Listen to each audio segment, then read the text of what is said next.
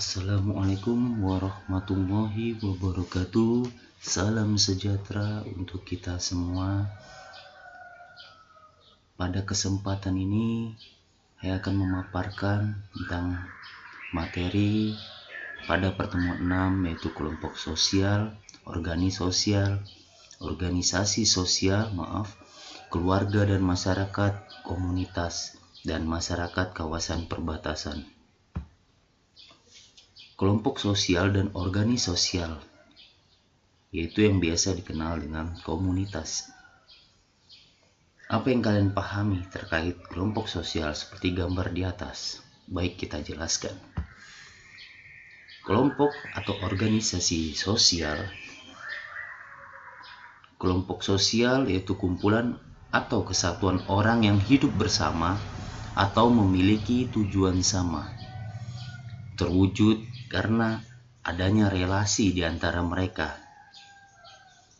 Karena adanya kolektivitas sosial, di mana kolektivitas sosial atau perasaan solidaritas sosial. Contohnya, kumpulan warga RT 08 wilayah Karang Harapan dengan seorang RT dan beberapa warganya, dan membentuk perkumpulan merupakan kelompok sosial antara individu dengan kelompok. Syarat-syarat. Menurut Sukanto 2011, sesuatu dapat dikatakan kumpulan atau kelompok jika memiliki syarat sebagai berikut. Tiap-tiap anggota harus memiliki kesadaran bahwa diri pribadinya merupakan bagian dari kelompok. Adanya hubungan timbal balik antara anggota yang satu dengan individu yang lainnya. Mempunyai visi dan misi yang diyakini bersama yang membuat hubungan bertambah akrab dan mesra. Faktor visi dan misi dibuat berdasarkan kesamaan keinginan, kesamaan kebutuhan, dan lain-lain. Mempunyai bentuk atau struktur, asas atau prinsip atau kaidah, dan mempunyai model tingkah laku atau perilaku. Syarat-syarat berbeda yang dipaparkan oleh Haryanto 2011. Yang pertama, tipe-tipe kelompok sosial dapat diklasifikasikan berdasarkan beberapa perspektif atau sudut pandang atau dasar kriteria atau ukuran tertentu, meliputi jumlah anggota, derajat interaksi sosial, wilayah masyarakat setempat, berlangsungnya suatu kepentingan, derajat organisasi, dan kesadaran jenis, tujuan, dan hubungan sosial yang sama.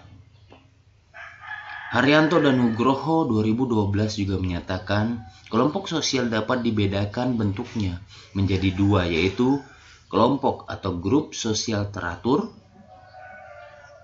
kelompok atau grup sosial tidak teratur.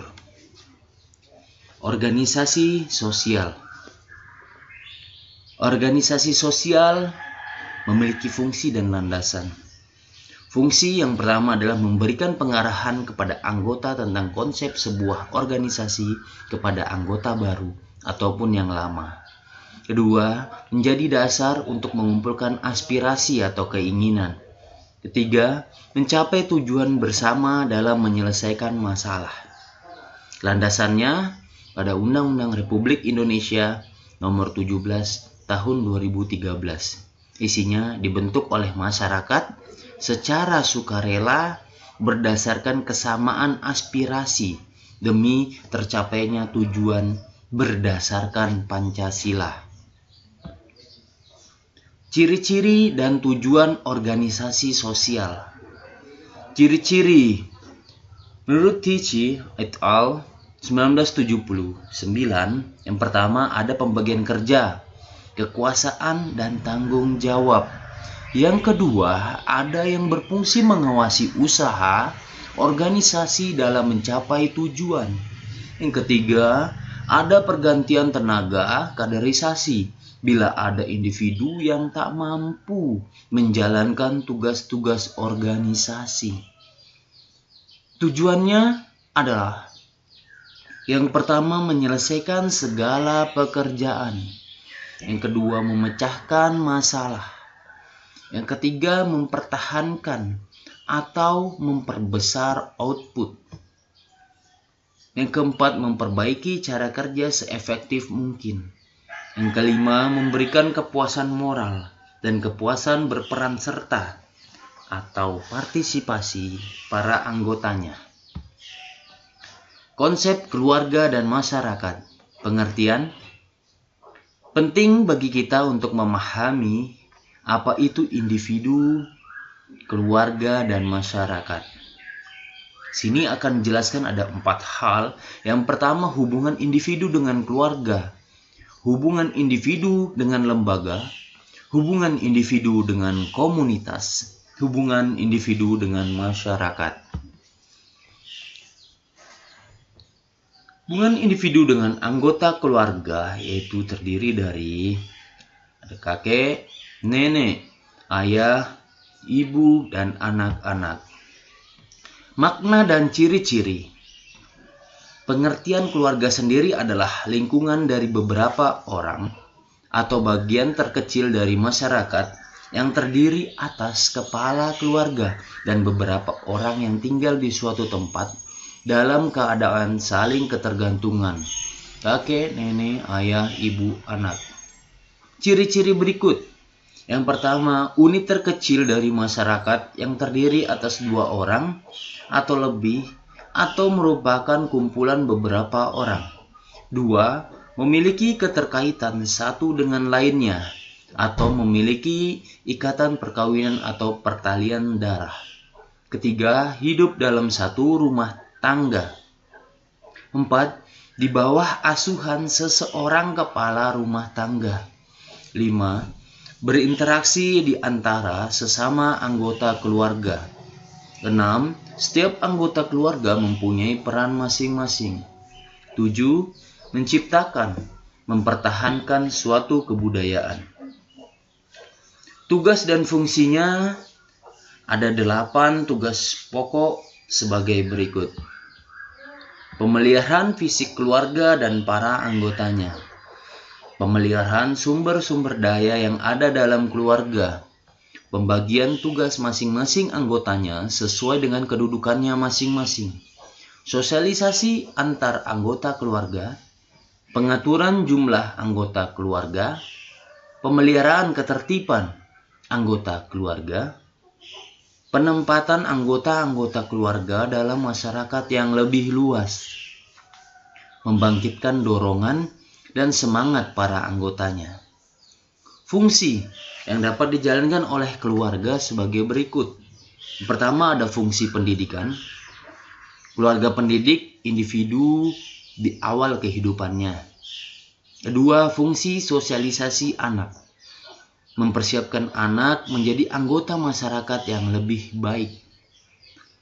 Fungsi perlindungan. Ketiga, melindungi anak dari tindakan-tindakan yang tidak baik.